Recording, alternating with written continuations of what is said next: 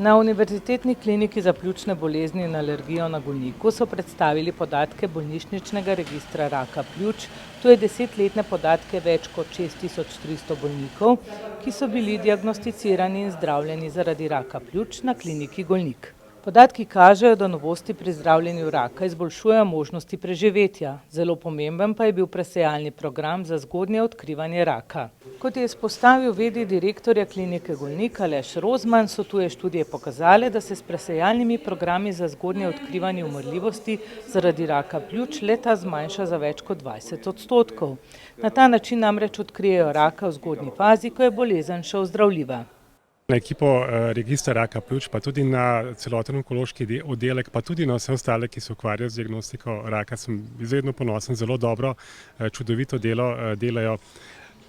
In pravzaprav, kar me še posebej veseli, je, da so izredno razvojno naravnani, da skušajo se tudi učiti iz nekaterih napak, ki jih iz tako velikih podatkov, kot smo jih danes videli, lahko razpoznajo.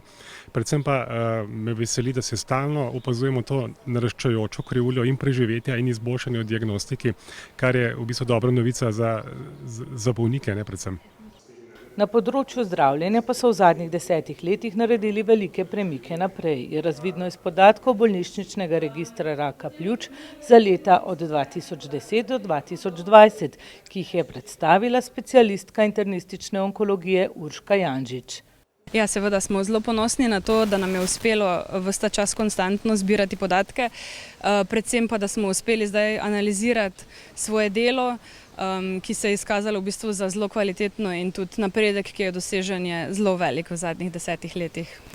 Kaj reči o bolnikih z rakom? Marsikaj, predvsem pa jih zanima, kako jih bomo zdravili in kaj jim lahko ponudimo.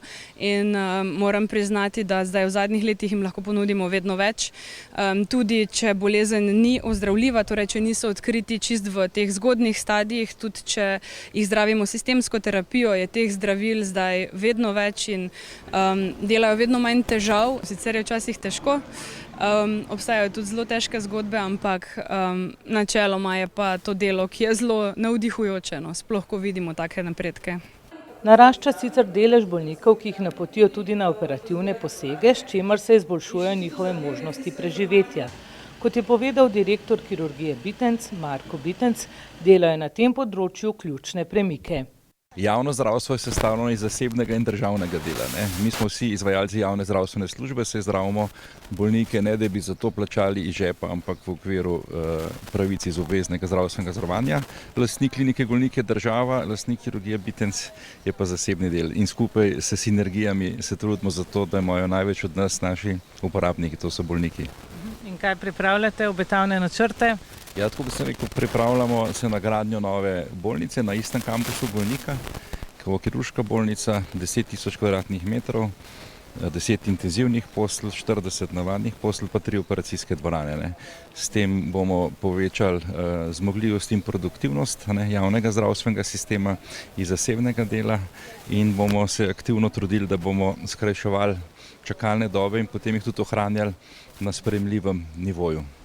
Nikoli veliko ne govorite, veliko pa delate. Kaj pričakujete od nove vlade? Ja, pričakujem samo dobro. Zaupanje so dobili od volilnega telesa, ki smo davkoplačevalci.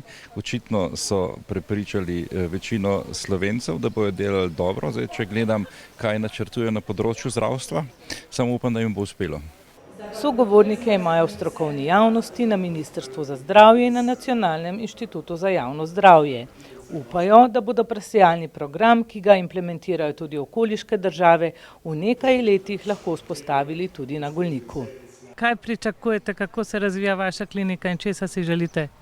Ja, mi smo zelo veseli, da se je ta zgodba s COVID-om vsaj zaenkrat umirila, tako da pravzaprav smo 40% kapacitet, ki smo jih COVID-u namenjali, lahko sedaj namenimo bolnikom z pljučnimi boleznimi.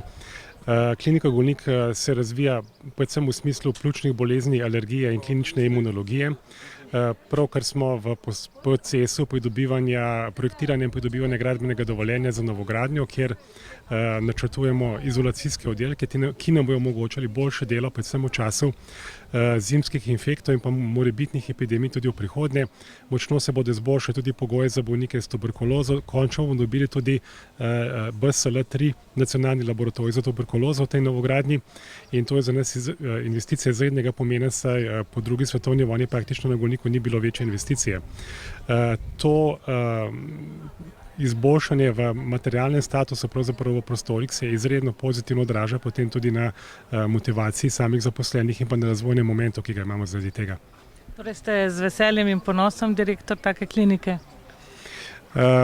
Kar se ljudi tiče, s katerimi delam, sem izredno ponosen, tako da tukaj mi je velik privilegij, da sem lahko njihov na nek način vodja.